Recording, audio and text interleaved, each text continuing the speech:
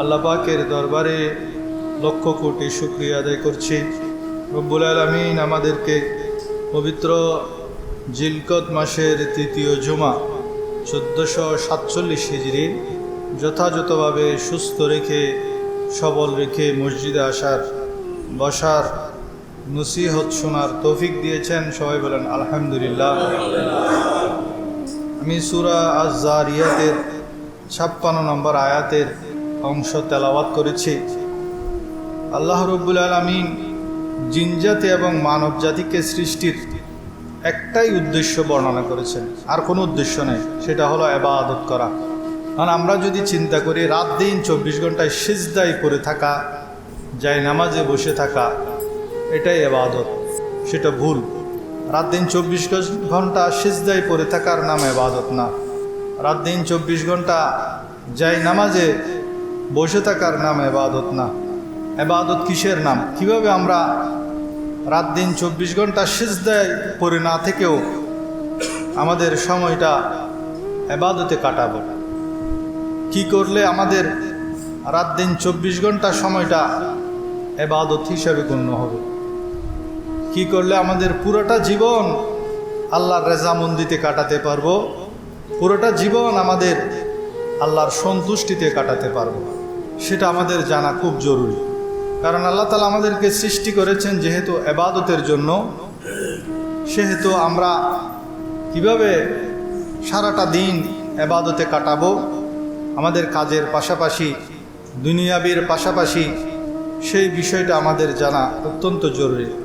আল্লাহর প্যারা হাবিব সাল্লাল্লাহু আলাইহি ওয়াসাল্লাম দুনিয়াও করেছেন, মানুষের সমস্যার সমাধানও দিয়েছেন, রাষ্ট্র পরিচালনা করেছেন, পরিবারকে সময় দিয়েছেন, সাথে সাথে ইবাদতও করেছেন। 5 ওয়াক্ত নামাজ তো আছে, সাথে সাথে নফল ইবাদত করেছেন। আমার নবীজির জীবন যদি অনুসরণ করি, এক কথায় আমরা পুরোটা জীবন ইবাদতে কাটাতে পারব। শয়নে স্বপনে ঘুমে জাগরণে কার অনুসরণ করতে হবে? কার অনুসরণ করতে হবে? আল্লাহর প্যারা হাবিব সাল্লাল্লাহু আলাইহি ওয়াসাল্লামের অনুসরণ করতে হবে। নবী করিম সাল্লাল্লাহু আলাইহি ওয়াসাল্লামের জীবনের মধ্যে আমরা দেখতে পাই তিনি দীর্ঘ রাত জেগে নামাজ পড়তেন। নামাজ পড়তে পড়তে পা মোবারক ফুলে যেত। আম্মা জান আয়েশা যখন জিজ্ঞেস করেন, ইয়া রাসূলুল্লাহ, আপনার আগের পরের সকল গুনাহ তো আল্লাহ মাফ করে দিয়েছেন, তবুও কেন আপনি এত নামাজ পড়েন, এত ইবাদত করেন? তখন আমার নবীজি বলেছেন, আফালা আকুনা আবদান শাকুরা, আমি কি আল্লাহর কৃতজ্ঞ বান্দা হব না? তাহলে ইবাদতের মাধ্যমে আমরা আল্লাহর কৃতজ্ঞতা প্রকাশ করতে পারি। আল্লাহর কৃতজ্ঞতা প্রকাশ করতে হলেও আমাদের কি করতে হবে? ইবাদত করতে হবে। ইবাদতের সংজ্ঞা কি? সংজ্ঞা যদি আমরা এক কথাই বুঝতে চাই, যে আমাদের প্রকাশ্য এবং গোপন যত কাজ আছে, এই কাজগুলা আল্লাহর সন্তুষ্টির জন্য করা, আল্লাহর খুশির জন্য করা, এটার নাম ইবাদত। আপনি গোপনে যে কাজ করছেন সেটার মধ্যেও আপনার আল্লাহর সন্তুষ্টি থাকতে হবে, প্রকাশ্যে যে কাজ করতেছেন সেটার মধ্যেও আল্লাহর সন্তুষ্টি থাকতে হবে। এটা হলো পারিভাষিক সংজ্ঞা। আবিধানিক সংজ্ঞা হলো বিনয় হওয়া, নত হওয়া। ইবাদতের আবিধানিক সংজ্ঞা কি? আবিধানিক অর্থ হলো নত হওয়া, বিনয়ী হওয়া। হযরত ইমাম রাজি রাহমাতুল্লাহ আলাইহি তাফসীরে কবিরের মধ্যে ইবাদতের 2টি মূল অর্থ বর্ণনা করেছেন। এক নাম্বার হলো আত-তা'যীমু লিআমরিল্লাহ, আল্লাহর নির্দেশের প্রতি সম্মান প্রদর্শন করা। আল্লাহ যেই আদেশ করেছেন সেটার প্রতি সম্মান প্রদর্শন করার নাম হলো ইবাদত। দ্বিতীয়ত আশ-শাফকাতু আলা খালকিল্লাহ, আল্লাহর সৃষ্টির প্রতি দয়া করা, আল্লাহর আদেশ নিষেধের প্রতি অনুগত থাকা, সম্মান প্রদর্শন করা, এটার নামও ইবাদত। সাথে সাথে আল্লাহর সৃষ্টির প্রতি দয়া করার নামও ইবাদত।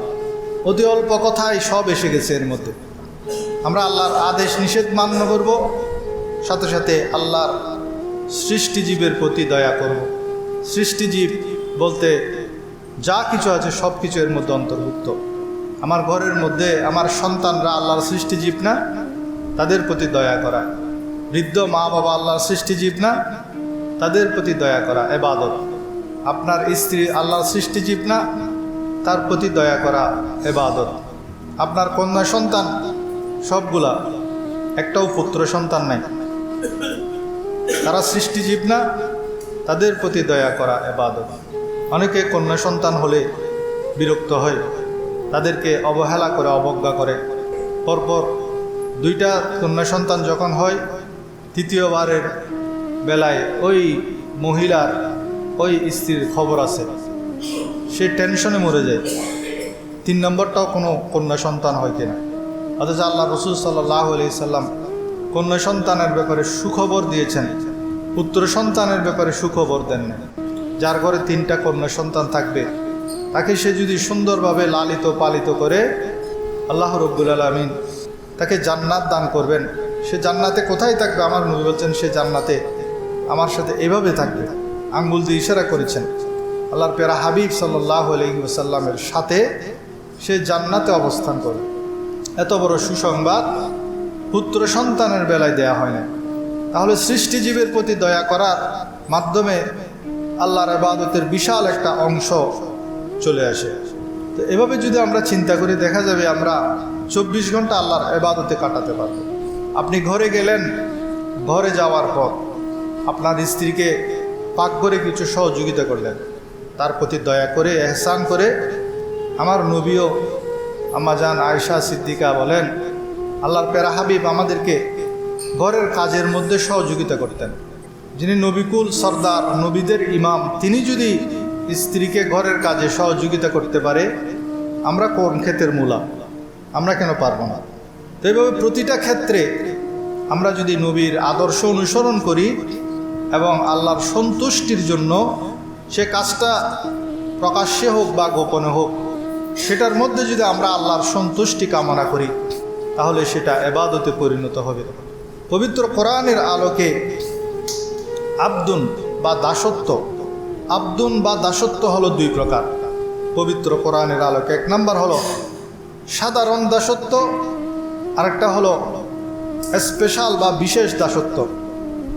সাধারণ দাসত্বের মধ্যে আমরা সবাই অন্তর্ভুক্ত, কাফেরেরা অন্তর্ভুক্ত, নাস্তিকেরা অন্তর্ভুক্ত, কিন্তু তারা আল্লাহর সেই দাসত্বকে স্বীকার করে না। তারা আল্লাহর বান্দা না, তাদেরকে আল্লাহ রিজিক দিচ্ছে না। কাফের, বেদিন, মুশরিক, মূর্তি পূজারী, ইহুদি, নাসারা, সবাইকে আল্লাহ রিজিক দিচ্ছেন, সবাই আল্লাহর বান্দা, কিন্তু তারা স্বীকার করছে না। সেজন্য আল্লাহ রাব্বুল আলামিন সূরা মরিয়মের 93 নম্বর আয়াতের মধ্যে বলেন, ইন্না কুল্লু মান ফিস সামাওয়াতি ওয়াল আরদি ইল্লা আতিয়ার রহমানি আবদা। আসমান জমিনে যা আছে, যা কিছু আছে, সবাই রহমানের বান্দা, রহমানের দাস হিসাবে উপস্থিত হবে। সবাই দাস, সবাই গোলাম। সেই হিসাবে কাফেরেরাও আল্লাহর বান্দা, কাফেরেরাও আল্লাহর গোলাম। কিন্তু দুঃখজনক হলো সত্য, তারা কুফরি করে, আল্লাহর বন্দেগীকে অস্বীকার করে, সেজন্য তারা কাফের। যারা আল্লাহর বন্দেগীকে স্বীকার করে তারা মুমিন, যারা আল্লাহর বন্দেগীকে অস্বীকার করে তারা কাফের। আল্লাহ তাআলা আমাদেরকে আল্লাহর বান্দা হওয়ার তৌফিক দান করুন, সবাই বলেন আমিন। দ্বিতীয় প্রকার হলো মুমিন বান্দা যারা, তাদের ব্যাপারে আল্লাহ সুখবর দিয়েছেন, সুসংবাদ দিয়েছেন। সূরা ফুরকানের 63 নম্বর আয়াতে আল্লাহ তাআলা বলেন, ওয়াইবাদুর রহমানিল্লাযীনা ইয়ামশুনা আলাল আরদি হাওনা। রহমানের গোলাম তারা যারা পৃথিবীতে নত হয়ে চলে, বিনয়ী হয়ে চলে। তো দুনিয়ার মধ্যে বিনয়ী হয়ে, নত হয়ে, আল্লাহর অনুগত হয়ে কারা চলে? যারা মুমিন তারা। সেজন্য তাদের ব্যাপারে আল্লাহ তাআলা জান্নাতের সুসংবাদ দিয়েছেন। যারা দুনিয়ার মধ্যে নত হয়ে, বিনয়ী হয়ে চলে, যারা মুমিন, তাদের জন্য জান্নাত। পক্ষান্তরে যারা আল্লাহর দাস ঠিক আছে, আল্লাহর গোলাম ঠিক আছে, কিন্তু আল্লাহর গোলামিকেও স্বীকার করে, কুফরি করে, তাদের জন্য জাহান্নাম।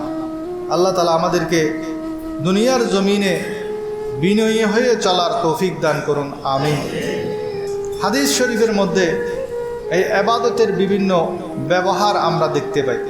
যেমন আবু দাউদ শরীফের 1479 নম্বর হাদিসের মধ্যে আছে, আল্লাহর প্যারা হাবিব বলেন, আদ-দুআউ হুয়াল ইবাদা। দোয়াটাকেও আমার নবী ইবাদত বলেছেন। আমি ভূমিকাতে বলেছি আপনাদেরকে, শুধু যাই নামাজে বসে থাকার নাম ইবাদত না, শুধু সিজদায় লুটিয়ে পড়ার নাম ইবাদত না। ইবাদত কি সেটা আমি একটা একটা আপনাদেরকে বোঝানোর চেষ্টা করছি। নামাজের আগে বলেন পরে বলেন, হাঁটতে বসতে চলতে ফিরতে আপনি আল্লাহর কাছে দোয়া করেন, আল্লাহর কাছে চাওয়া, এটাও একটা ইবাদত। তো চাওয়ার পদ্ধতি কি? চাওয়ার সুন্নত তরিকা হলো দুহাত তুলে চাওয়া আল্লাহর কাছে, এটা আমার নবীর সুন্নত। আপনি দুহাত না তুলেও চাইতে পারেন, কিন্তু মুস্তাহাব নিয়ম তরিকা হলো, সুন্নত তরিকা হলো 2 হাত তুলে কেবলামুখী হয়ে দুজানো হয়ে বসে আল্লাহর কাছে চাওয়া। এবং কিছু কিছু চাওয়া কবুল হয় যে সেরকম মোক্ষম কিছু সময় আছে, তার মধ্যে একটা হলো নামাজের পরে। নামাজের পরে যখন বান্দা দোয়া করে তখন আল্লাহ তাআলা সেই দোয়া কবুল করেন। সেজন্য নামাজের পর, নামাজটা পড়লেন, ফাইজা ফারাগতা ফানসাব, যখন আপনি নামাজ থেকে ফারেক হলেন আল্লাহর কাছে চান। আল্লাহ বলতেছেন তোমরা চাও, উদউনি আস্তাজিব লাকুম, আমার কাছে দোয়া করো, আমি দোয়ার সাড়া দেব। এখন অনেকে দেখি সালাম ফিরানোর সাথে সাথে উঠে চলে যায়। কার কাছে চাচ্ছেন? হুজুরের কাছে তো চাচ্ছে না, আল্লাহর কাছে চাচ্ছেন। হুজুরের সাথে সম্মিলিত না করেন। অনেকে আবার এতেরাজ করে, না সম্মিলিত হবে না, এটা বেদাত। তো হুজুরে করতেছে, হুজুরের সাথে সম্মিলিত না করেন, আপনি নিজে নিজে করেন না, সেটাও কেন মাহরুম হচ্ছেন? আপনি নিজে নিজেও কেন দোয়া না করে চলে যাচ্ছেন? অথচ আমার নবী বলছেন আদ দোয়াউ হুয়াল ইবাদা। আরেক হাদিসের মধ্যে আছে আদ দোয়াউ মুখুল ইবাদা, দোয়া হলো ইবাদতের মগজ। আমাদের মগজ না থাকলে যেমন সব কিছু এলোমেলো, ব্রেইন না থাকলে এলোমেলো, ঠিক তদ্রূপ আপনি নামাজ পড়েছেন, সারাদিন সিজদার মধ্যে সময় কাটিয়েছেন, কিন্তু এরপরে যদি দোয়া না করেন তাহলে আপনার সেই ইবাদতটা, সেই নামাজটা এলোমেলো হয়ে যাবে। সেই জন্য কাই মনোবাক্যে আল্লাহর কাছে দোয়া করবেন। এই দোয়াটাও ইবাদতের মধ্যে সুমার হবে, ইবাদতের মধ্যে গণ্য হবে। আপনি, আমার নবীজি বলেন, তোমার যদি জুতার ফিতার সমস্যা হয়, একটা জুতার ফিতার জন্য আল্লাহর কাছে দোয়া করো। যেটা আছে সেটার মধ্যে বরকতের জন্য দোয়া করেন, যেটা নাই সেটা পাওয়ার জন্য দোয়া করেন। আপনি সাথে সাথে পাবেন তেমনটি না। দোয়ার 3টা তরিকা আছে, হয়তো সেটা আপনি হুবহু পেয়ে যাবেন, অথবা হুবহু না পেলে আল্লাহ এটার পরিবর্তে অন্য একটা সমস্যা আল্লাহ সমাধান করে দিবেন, অথবা কোনোটাই হবে না, আপনি হুবহু যেটা চাচ্ছেন সেটা পাবেন না, অথবা এটার পরিবর্তে আল্লাহ অন্য কোনো সমস্যা সমাধান করবেন না। তবে আল্লাহ তাআলা আপনার এই দোয়াটাকে হেফাজত করবেন, যার প্রতিদান কাল কিয়ামতের ময়দানে আল্লাহ তাআলা দিবেন। যখন আপনি কিয়ামতের ময়দানে আপনার ওই দোয়ার প্রতিদান দেখতে পাবেন, তখন আপনি আফসোস করবেন, হাই আমি যদি পুরোটা জীবন দোয়া করতাম, হাই আমি যদি প্রতি ওয়াক্ত নামাজের পরে দীর্ঘক্ষণ দোয়া করতাম, হাই আমার যদি একটা দোয়াও কবুল না হতো, তখন আপনি আফসোস করবেন। এখন তো আমরা দোয়া কবুল হয় না সেজন্য আফসোস করি, কিন্তু কিয়ামতের ময়দানে যখন আপনার যেই দোয়া যে কবুল হয় নাই, প্রতিদিন দোয়া করেন, আল্লাহ একটা ঘরের মালিক করে দেন। ভাড়া করে থাকতে থাকতে আর ভালো লাগে না, অনেকে দোয়া করে। যারা ভাড়া করে থাকেন এদের কমন একটা দোয়া হলো আল্লাহ একটা ঘরের মালিক করে দেন, একটা ফ্ল্যাট বাসা কিনতে পারি মতো তৌফিক দেন। যারা ব্যবসায়ী, আল্লাহ ব্যবসার মধ্যে তরক্কি দান করেন, দোকান একটা দিছে আরেকটা দেওয়ার তৌফিক দেন।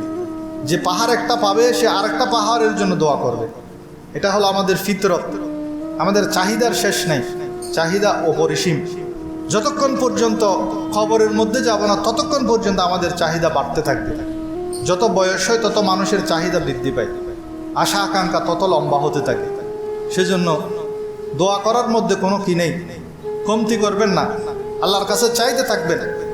আপনি না পাইলেও সেটা চাওয়া বন্ধ করবেন না, কারণ আল্লাহ তাআলা খুশি হন দোয়া করলে। আর এই দোয়াটাই হলো ইবাদত। আপনি যে দোয়া করতেছেন, হাঁটতেছেন, কোনো তসবিহ পড়েন না, কিন্তু আপনি আল্লাহর কাছে চান, সেটাও ইবাদত। আপনি বাসে করে যাচ্ছেন, কোনো তসবিহ পড়ছেন না, কোনো দরুদ শরীফ পড়ছেন না, কোনো জিকির আজকার করছেন না, আপনি মনে মনে শুধু আল্লাহর কাছে চাইতে থাকেন, আল্লাহ আমার ছেলেটা পরীক্ষা দিচ্ছে, তুমি তাকে ভালো রেজাল্ট করার তৌফিক দান করো। এই যে দোয়া করলেন, এটাও ইবাদত। এটার জন্য তো আর আপনার পিএইচডি ডিগ্রি করতে হবে না, দোয়া করার জন্য পিএইচডি ডিগ্রি করতে হবে না। দোয়া করার জন্য ইমাম সাহেবও লাগবে না, মুয়াজ্জিনও লাগবে না, খতিব সাহেবও লাগবে না, আপনার দোয়া আপনি করবেন, এটা ইবাদত হয়ে যাবে। বিশেষ করে নামাজের পরে আপনি যতক্ষণ নামাজের স্থানে বসে থাকবেন ততক্ষণ আপনার জন্য ফেরেশতারা দোয়া করবে, মাগফিরাতের দোয়া করবে। আল্লাহ মাগফির আলা, হে আল্লাহ আপনি একে ক্ষমা করেন। যতক্ষণ বসে থাকবেন ততক্ষণ আপনার জন্য দোয়া করবে। আপনি বসে কোনো কিছু পড়তেছেন না, সালাম ফিরানোর পর আপনি বসে আছেন 2 মিনিট 3 মিনিট, যতক্ষণ বসে আছেন ততক্ষণ আপনার জন্য একজন ফেরেশতা দোয়া করবে। আল্লাহুম্মারহাম লাহু, হে আল্লাহ তুমি তার উপর রহম করো।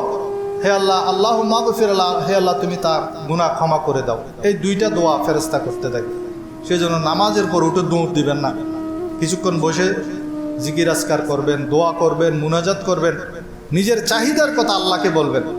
আমরা দুনিয়ার মানুষের কাছে বলে বেড়াই আমার এই সমস্যা সেই সমস্যা, ঋণের বোঝায় আমি কাতর হয়ে গেছি, কিন্তু যাকে বলার, যিনি আপনার সমস্যা সমাধান করবে তাকে বলতে আমরা গড়িমসি করি। সেজন্য আল্লাহকে সবসময় দোয়ার সাথে, আল্লাহর সাথে কানেক্ট থাকবেন, সংযুক্ত থাকবেন। আল্লাহুম্মা সাল্লি আলা মাওলানা মুহাম্মদ ওয়া আলা আলি সাইয়্যিদিনা মাওলানা। এই যে আখিরি জামানায় আমরা যে ইবাদত করব, এর অনেক গুরুত্ব রয়েছে। আমরা দোয়া করব যে এটাও ইবাদত। আমরা গোপনে প্রকাশ্যে যা কিছু আল্লাহর সন্তুষ্টির জন্য করব সেটাও ইবাদত। আপনি আপনার বিবির সাথে গোপনে কথা বলতেছেন, কিসের কথা? পারিবারিক কথা, সন্তানের কল্যাণের কথা, পরিবারের সকলের উন্নতির ব্যাপারে চিন্তা করছেন, সকলকে কিভাবে ভালো রাখবেন সেটা চিন্তা করছেন, সন্তানদের ভালো খাবার কিভাবে জোগাড় করবেন সেটা চিন্তা করছেন, কালকে সকালে আপনার সন্তানরা স্কুলে যাবে, কলেজে যাবে, তাদেরকে কি টিফিন দিবেন সেটা আলোচনা করছেন। এগুলো তাদের কল্যাণের জন্য করছেন না? মানব সেবা, আল্লাহর সৃষ্টিজীবের প্রতি দয়া। এই যে ঘরের ভিতর বিবির সাথে যে কথা বলছেন এটাও ইবাদত। এটা ওই ক্যাটাগরির মধ্যে পড়ে, আল্লাহর সৃষ্টিজীবের প্রতি দয়া। তো এইভাবে আমরা আমাদের পুরোটা সময় আল্লাহর ইবাদতের মধ্যে কাটাতে পারি। কিন্তু পক্ষান্তরে আপনি যদি সেই সময়টা, যে সময়টা আপনি আপনার সন্তানের কল্যাণ কামনা করছেন সেটা না করে আপনি আপনার প্রতিবেশীরও কল্যাণ কামনা করেন, সেটা আল্লাহ পছন্দ করেন না। তখন আপনি ইবাদত থেকে দূরে সরে গেলেন, আপনি ইবাদতের বিপরীতটা করলেন। আপনি আপনার প্রতিবেশীর কল্যাণ কামনা না করে, আপনার মুসলমান ভাইয়ের কল্যাণ কামনা না করে আপনি যদি তার ক্ষতি কামনা করেন, তাকে ষড়যন্ত্রের মধ্যে ফাঁসানোর চেষ্টা করেন, তাকে বিপদে ফেলার জন্য বিভিন্ন কলা কৌশল অবলম্বন করেন, 2জন বন্ধু মিলে আরেক বন্ধুকে বিপদে ফেলার চিন্তা ভাবনা করেন, সেটা তো আল্লাহ পছন্দ করে না। তখন আপনি কি করলেন? আপনাকে যে উদ্দেশ্যে আল্লাহ সৃষ্টি করেছেন, আল্লাহ বলছেন আমি তোমাকে ইবাদতের জন্য সৃষ্টি করেছি, আপনি সেই উদ্দেশ্য থেকে সরে গেলেন, আল্লাহর সন্তুষ্টির বিপরীত কাজ করলেন। সেজন্য আমাদেরকে আল্লাহ তাআলা যে উদ্দেশ্যে সৃষ্টি করেছেন সেটা সব সময় আমাদের মাথায় রাখতে হবে। কিভাবে মাথায় রাখবেন? যে আমি এই কাজটি করলে আল্লাহ কি সন্তুষ্ট হবেন, প্রথমে আগে চিন্তা করবেন সেটা। আমি যে আমার বিবির সাথে গোপনে, কামরার ভিতর গোপনে কথা যেগুলো বলছি, এই কথাগুলা আল্লাহ তো শুনছেন, আর কেউ না শুনুক, এই কথাবার্তা এর মধ্যে কি আমার পরিবারের কোনো কল্যাণ আছে, আমার প্রতিবেশীর কোনো কল্যাণ আছে, আমার মুসলমান ভাইয়ের কি কোনো কল্যাণ আছে, এর মধ্যে আল্লাহর কি কোনো সন্তুষ্টি লুকায়িত আছে? যদি না থাকে তাহলে সেটা থেকে আমরা বিরত থাকব। একদম সহজ সিম্পল সূত্র, আল্লাহকে রাজি করা, আল্লাহকে সন্তুষ্ট করা সব কিছুর মধ্যে। এই সূত্রটা যদি আমরা মনে রাখতে পারি তাহলে আমরা 24 ঘন্টা ইবাদতের মধ্যে কাটাতে পারবো। তিরমিজি শরীফের 2201 নম্বর হাদিসের বর্ণনা, আল্লাহর প্যারা হাবিব বলেন, আল ইবাদাতু ফিল হারজে কা হিজরাতিন ইলাইয়া। ফিতনার জামানা, বর্তমান যুগটাকে ফিতনার যুগ বলা হয়, ফিতনা ফাসাদের যুগ। এই ফিতনার জামানার মধ্যে কেউ যদি ইবাদত করে তাহলে আমার নবী বলছেন সে যেন আমার দিকে হিজরত করার সমতুল্য। আমার নবীজি মক্কা থেকে মদিনায় হিজরত করেছেন, তো অনেকেই করেন নাই, তো যারা হিজরত করেছেন তাদের যে ফজিলত, সেই ফজিলত অর্জন করতে পারবে ফিতনার জামানায় কেউ যদি ইবাদত করে। আর এক হাদিসের মধ্যে আছে সাহাবায়ে কেরামকে আমার নবীজি বলছেন, শেষ জামানায় আমার উম্মতেরা যখন ইবাদত করবে, একজন উম্মত ইবাদত করলে সে 50 জন উম্মতের সওয়াব পাবে। এই শেষ জামানায় আমরা যদি একজন উম্মত যদি আমরা আল্লাহর ইবাদত করি তাহলে 50 জন উম্মতের সওয়াব পাবো। তো এই যুগের 50 জন উম্মত না সেই যুগের 50 জন উম্মত, সেটা সাহাবীরা প্রশ্ন করলেন, আমিন্না আও মিনহুম ইয়া রাসূলুল্লাহ, ইয়া রাসূলুল্লাহ তাদের যুগের 50 জন নাকি আমাদের মতো 50 জনের সমান সওয়াব পাবে? অর্থাৎ এই ফিতনার যুগে আমরা যদি ইবাদত করি তাহলে আমরা কি আমাদের যুগের অন্যান্য 50 জনের সমান ইবাদতের সওয়াব পাবো, নাকি সাহাবীদের মতো 50 জন সাহাবীর সমান ইবাদতের সওয়াব পাবো? তো আমার নবী বলছেন, না না, সেই যুগের 50 জন না, বরং তোমাদের মতো 50 জন, আমার সামনে যে তোমরা সাহাবীরা আছো তোমাদের মতো 50 জনের সমান সওয়াব সে আখিরি জামানায় যারা ইবাদত করবে তারা সেই সওয়াব লাভ করবে। সবাই বলেন সুবহানাল্লাহ। এবার চিন্তা করেন, আপনি যদি আজকে ফজরের নামাজ পড়েন তাহলে 50 জন সাহাবীর ফজরের নামাজের সমান সওয়াব আপনি অর্জন করেছেন। আপনি যদি কোরবানি করেন তাহলে 50 জন সাহাবীর কোরবানির সমান আপনি সওয়াব অর্জন করতে পারবেন।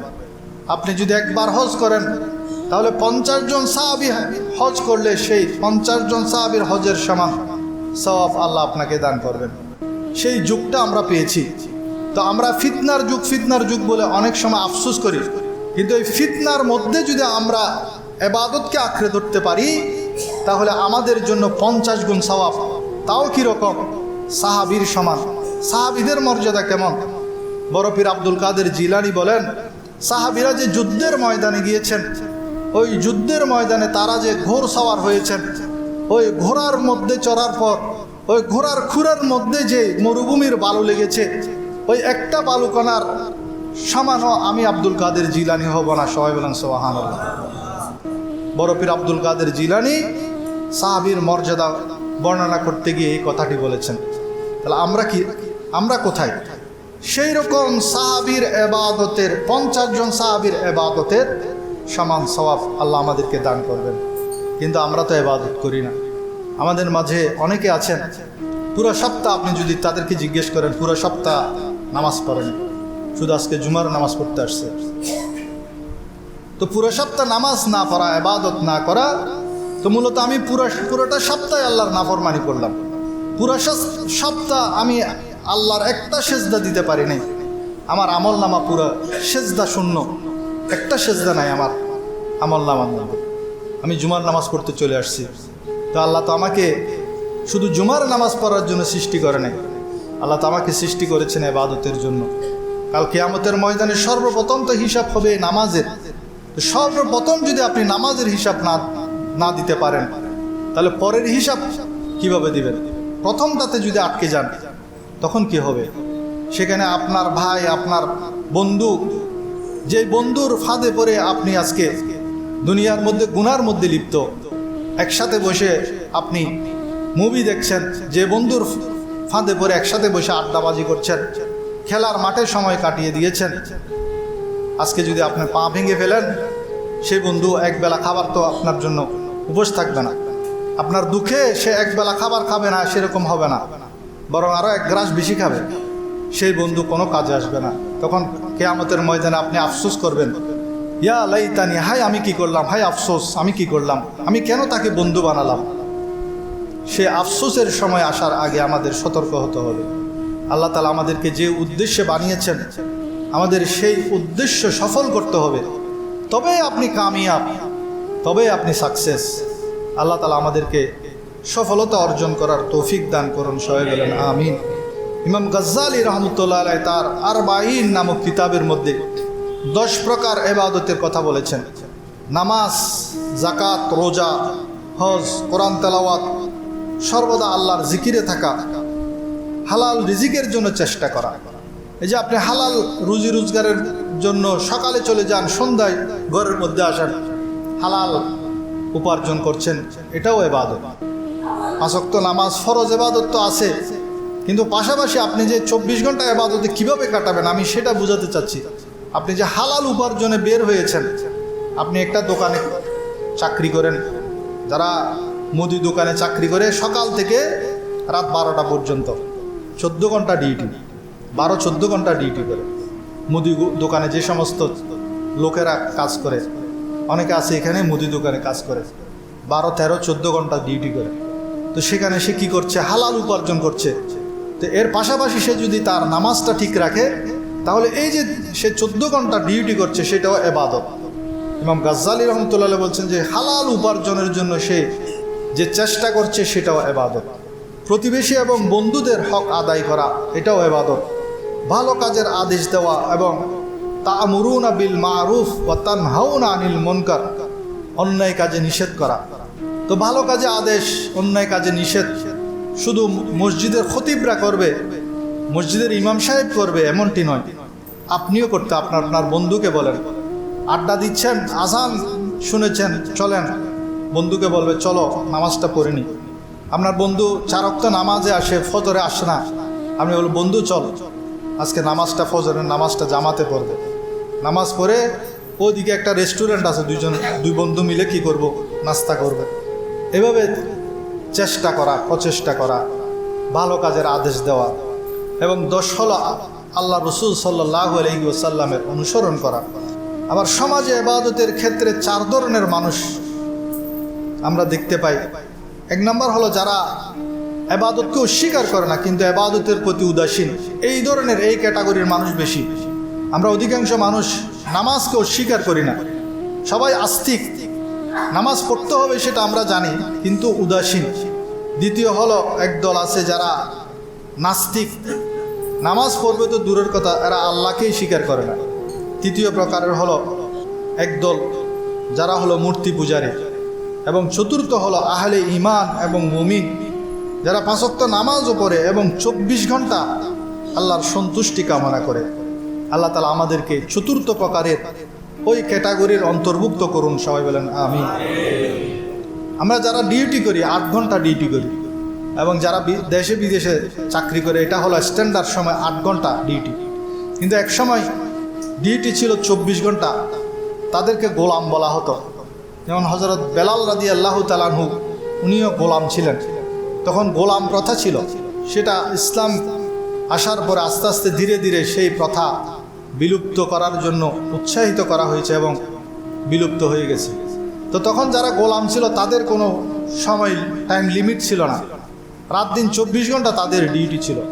তো এই গোলাম প্রথা যেটা, গোলামরা যেমন রাত দিন 24 ঘন্টা তার মালিকের ডিউটি করত, আমাদেরকেও নিজেদেরকে আল্লাহর সেই গোলাম মনে করতে হবে। আমাদের টাইম লিমিট নাই, রাত দিন 24 ঘন্টা আমাদের চেষ্টা করতে হবে আল্লাহর গোলামি করার, আল্লাহর সন্তুষ্টি অর্জন করার। শেখ সাদি রহমতুল্লাহ আলাই একটা কবিতার লাইন তখন মসজিদের দরজায় লেখা থাকতো, এখন তো শুধু আল্লাহুম্মা আফতাহ লি আবওয়াবা রাহমাতিকা।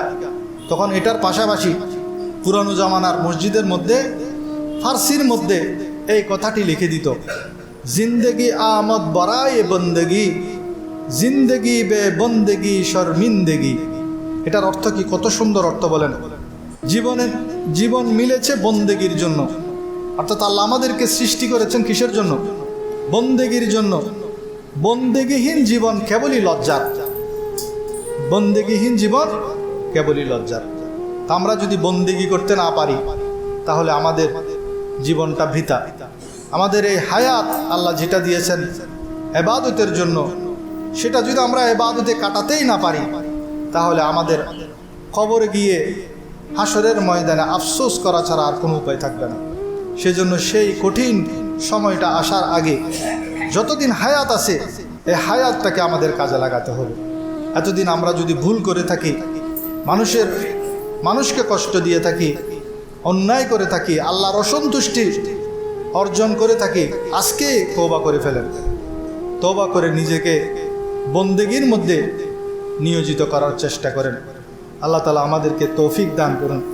আমাদের আজ মুসলমান সমাজ ধ্বংস হওয়ার সবচেয়ে বড় কারণ হলো আমরা কিছু মানি, যেটা সুবিধাজনক সেটাকে মানি, যেটা একটু নিজের জন্য স্বার্থহানি হচ্ছে একটু অসুবিধাজনক সেটা থেকে আমরা দূরে সরে থাকি। আল্লাহ তাআলা কোরআনের মধ্যে সতর্ক করেছেন, আফাতুমিনুনা বিবাদিল কিতাব ওয়া তাকফুরুনা বিবাদ, তবে কি তোমরা কিতাবের কিছু অংশ স্বীকার করো, কিছু অংশের উপর ঈমান রাখো আর কিছু অংশ স্বীকার করো? তোমাদের মধ্যে যারা এমনটি করবে তাদের যে শাস্তি হবে দুনিয়ার মধ্যে লাঞ্ছনা এবং অপমান। মুসলমানরা আজকে লাঞ্ছিত এবং অপমানিত হওয়ার সবচেয়ে বড় কারণ হলো আমরা বন্দেগী থেকে দূরে সরে গেছি। আমাদের একজন যে মাবুদ আছেন সেটা আমরা ভুলে গেছি। আমরা এখন মোবাইলকে মাবুদ হিসেবে গ্রহণ করেছি। মোবাইলের পূজার মধ্যে লেগে গেছি আমরা সবাই। এই মোবাইল আমাদের চোখের অশ্রু কেড়ে নিয়েছে, আমাদের রাতের ইবাদত কেড়ে নিয়েছে, আমাদের কোরআন তেলাওয়াত কেড়ে নিয়েছে। আমার নবীজি যেটা অপছন্দ করেন সেই গান বাজনার মধ্যে আমাদেরকে ডুবিয়ে দিয়েছেন। আল্লাহ তাআলা আমাদেরকে হেফাজত করুন, সবাই বলেন আমিন। যখন অসুস্থ হয়ে যাব সেই সময়টাও ইবাদতে কাটানোর সুসংবাদ আমার নবীজি দিয়েছেন। বলে যে তুমি সব সময় ইবাদত করো, সুস্থ থাকার সময় যে ইবাদত করতে, কিন্তু যখন অসুস্থ হয়ে যাবে তখন আল্লাহ রাব্বুল আলামিন ফেরেশতাদেরকে বলবেন, ও আমার ফেরেশতারা, এটা মুসনাদ আহমদের 6895 নম্বর হাদিসের মধ্যে আছে। আল্লাহ ফেরেশতাদেরকে বলবেন, আমার এই বান্দাটি সে যখন সুস্থ ছিল সে এই ইবাদত করত, স্পেশাল ইবাদত করত, সব কিছু তার ইবাদত ঠিক ছিল, সে আমার বন্দেগী ঠিক মতো করত। সে এখন যেহেতু অসুস্থতার কারণে সে শোয়া থেকে উঠতে পারতেছে না। সে আগে প্রতিদিন 10 পৃষ্ঠা কোরআন পড়তো, আজকে পড়তে পারতেছে না। ফেরেশতাদেরকে বলে দিবেন তার আমল নামার মধ্যে এই নেকিগুলা কন্টিনিউ লিখতে থাকো। সে যতদিন অসুস্থ থাকবে, এই অসুস্থ থাকতে থাকতে সে যদি একদম মরেও যায়, সে 1 বছর অসুস্থ ছিল, সে 1 বছর আল্লাহ তাআলা তার আমল নামায় ওই যে সুস্থ থাকা অবস্থায় সে যে আমল করেছিল সে আমলের নেকি তার আমল নামার মধ্যে লিখতে আল্লাহ তাআলা ফেরেশতাদেরকে নির্দেশ দান করবেন। সেজন্য আমরা যখন সুস্থ আছি, সবল আছি, যুবক আছি, এই যৌবনকালকে আমাদের ইবাদতের মধ্যে কাটাতে হবে। যখন বৃদ্ধ হয়ে যাবে, যখন অস্থিমজ্জা দুর্বল হয়ে যাবে, হাড়ের মগজগুলো শুকিয়ে যাবে, রুকু থেকে সেজদায় যাওয়া কষ্ট হয়ে যাবে, তখন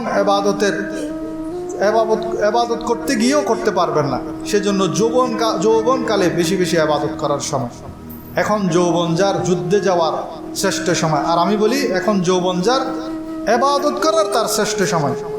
রাত জেগে মোবাইল না দেখে ইবাদত করেন, এটা আমার সবচেয়ে বেশি অনুরোধ। আমার আশেপাশের আত্মীয় স্বজন যেখানেই যাই সবার কাছে শুধু একই অভিযোগ, ছেলে রাত্রে ঘুমায় না, কি করে? সারা রাত মোবাইল দেখে। ঘুমাই কখন? সকালে আজান যখন দেয় তখন নামাজও পড়ে না, নামাজ না পড়ে ঘুমিয়ে যায়। সারাদিন ঘুমায় আর সারা রাত মোবাইল দেয়। সারা রাত মোবাইলে সে কি দেখতেছে? আপনি তো ঘুমাচ্ছেন, আপনার ঘরের মধ্যে সারা রাত উলঙ্গ ছবি দেখা হচ্ছে, তা আপনার ঘরে শান্তি কোত্থেকে আসবে? এগুলো আমাদেরকে কঠোর হস্তে দমন করতে হবে, বন্ধ করতে হবে। আল্লাহ তাআলা আমাদের যুব সমাজকে আল্লাহর বন্দেগীর মধ্যে ফিরে আসার তৌফিক দান করুন। আমাদের সন্তানদেরকে নেককার হিসেবে কবুল করুন। প্রত্যেককে আল্লাহর ইবাদত করার তৌফিক দান করুন, আমিন। ওয়া আখিরি দাওয়ানা আলহামদুলিল্লাহি রাব্বিল আলামিন। যারা সুন্নত করেন সুন্নত করুন। আসসালাম।